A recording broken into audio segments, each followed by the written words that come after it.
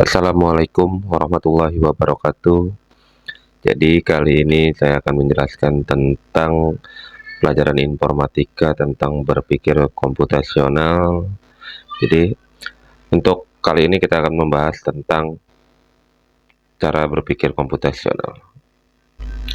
Apa itu berpikir komputasional? Berpikir komputasional atau computational thinking adalah metode menyelesaikan persoalan dengan menerapkan teknik ilmu komputer atau informatika. Berpikir komputasional dibangun dengan dasar dan batasan proses komputasi, entah proses tersebut dieksekusi oleh manusia atau mesin. Metode dan model komputasional memberikan kemampuan bagi kita untuk memecahkan masalah dan mendesain atau merangkai sistem yang tidak bisa kita tangani sendiri. Berpikir komputasional mencangkup pemecahan masalah, mendesain sistem, dan memahami perilaku manusia dengan menggambar konsep berdasarkan teknik komputer. Jadi berpikir komputasional itu kita memecahkan masalahnya menggunakan metode penyelesaian masalah yang menerapkan teknik-teknik yang ada di ilmu komputer. Jadi semuanya terstruktur dalam memecahkan masalah. Oke. Lalu di dalam berpikir komputasional ada istilah proposisi. Proposisi merupakan sebuah pernyataan yang menggambarkan keadaan benar atau salah dalam bentuk sebuah kalimat. Istilah proposisi biasanya digunakan untuk dalam analisis logika, di mana keadaan dan peristiwa secara umum melibatkan seseorang atau orang yang dirujuk dalam kalimat. Jadi, proposisi adalah untuk menggambarkan keadaan benar atau salah, ya teman-teman. Baiklah, berikut contoh proposisi. Yang pertama, 2 ditambah 3 sama dengan 5. Proposisi yang bernilai benar. Jadi ini adalah merupakan proposisi yang bernilai benar. Terus yang kedua, contohnya Insinyur Soekarno adalah presiden pertama Indonesia. Nah, ini merupakan proposisi yang bernilai benar. Jadi kedua contoh di atas adalah proposisi yang bernilai benar. Nah, terus yang contoh ketiga, X plus 5 sama dengan 7. Nah, ini bukan disebut proposisi. Kenapa? Bukan termasuk proposisi karena nilai X belum ditentukan, jadi belum diketahui. Jadi proposisi itu nilai-nilainya harus sudah diketahui. Terus selanjutnya ada 5 ditambah 2 sama dengan 8. Jadi ini merupakan proposisi yang bernilai salah karena seharusnya 7. Jadi tetap merupakan sebuah proposisi tapi bernilai salah. Lalu ada juga contoh selanjutnya, jam berapa pesawat Garuda sampai ke Bandara Soekarno-Hatta. Nah, ini bukan proposisi karena belum ditentukan. Nah, waktunya belum ditentukan keberangkatannya dan untuk sampainya bagaimana kita tahu mau sampai kalau waktu keberangkatannya saja kita belum tahu. Jadi ini bukan proposisi. Baiklah, selanjutnya adalah negasi atau ingkaran.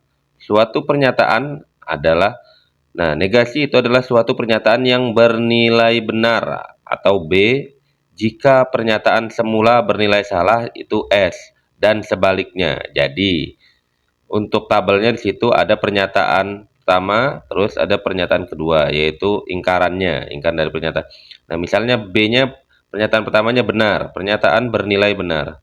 Yang S-nya pernyataan bernilai salah. Jadi contoh, yang P pertama adalah es mencair jika dipanaskan. Nah, ingkarannya es tidak mencair jika dipanaskan. Jadi seperti untuk pelajaran bahasa Indonesia itu lawannya ya, lawan katanya dalam artian es mencair jika dipanaskan. Jadi ingkarannya adalah es tidak mencair jika dipanaskan.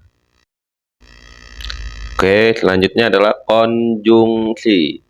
Konjungsi adalah pernyataan majemuk dengan kata hubung dan, sehingga semua pernyataan yang dihubungkan dengan kata dan disebut konjungsi.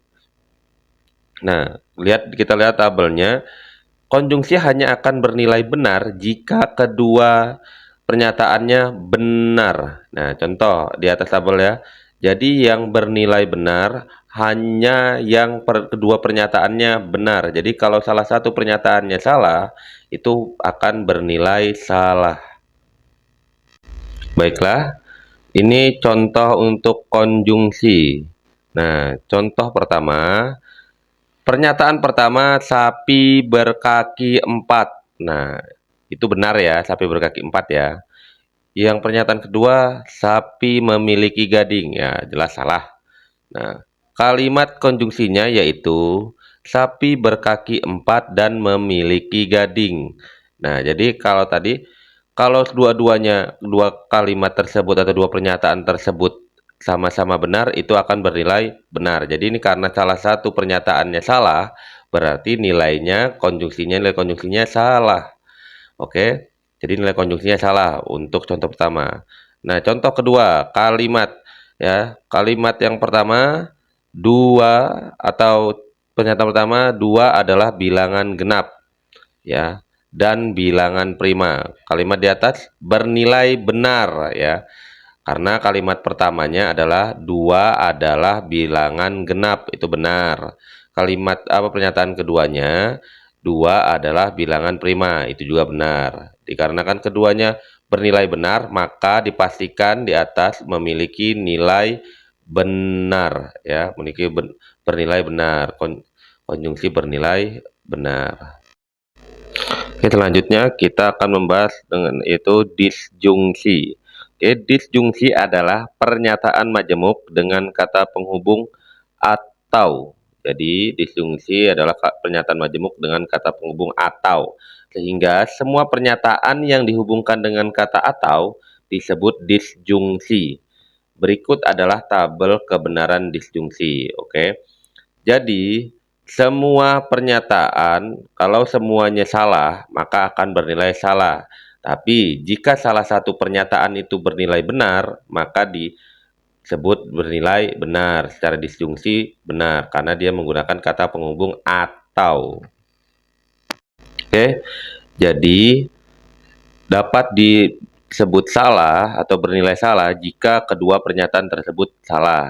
Jadi contohnya, misalnya pernyataan pertama adalah sapi berkaki 4. Nah, itu benar ya pernyataannya ya. Terus yang pernyataan kedua, sapi memiliki gading. Nah, karena kata penghubungannya adalah atau, jadi itu dapat disebut kan benar. Jadi kalimat konjungsinya, sapi berkaki 4 ya, atau sapi memiliki gading. Nah, itu karena salah satu pernyataannya benar, jadi disjungsinya itu memiliki nilai benar. Jika untuk contoh kedua, jika ya, jadi yang pertama, pernyataan pertamanya sapi berkaki 5 ya, sapi berkaki 5. Pernyataan keduanya, sapi memiliki gading. Nah, jadi karena kedua pernyataan tersebut salah, jadi nilainya salah. Jadi untuk disjungsinya, contoh kalimatnya, sapi ya memiliki kaki 4 atau sapi memiliki gading. Jadi ini disebut dengan disjungsi yang bernilai salah. Oke, selanjutnya adalah implikasi. Implikasi adalah pernyataan majemuk dengan kata penghubung jika maka.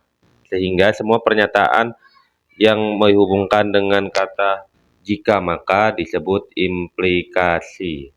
Jadi, implikasi itu menggunakan kata penghubung jika maka.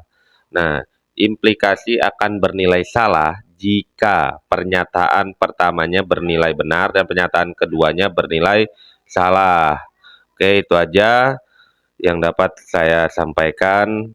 Oke, terima kasih. Saya akhiri. Wassalamualaikum warahmatullahi wabarakatuh.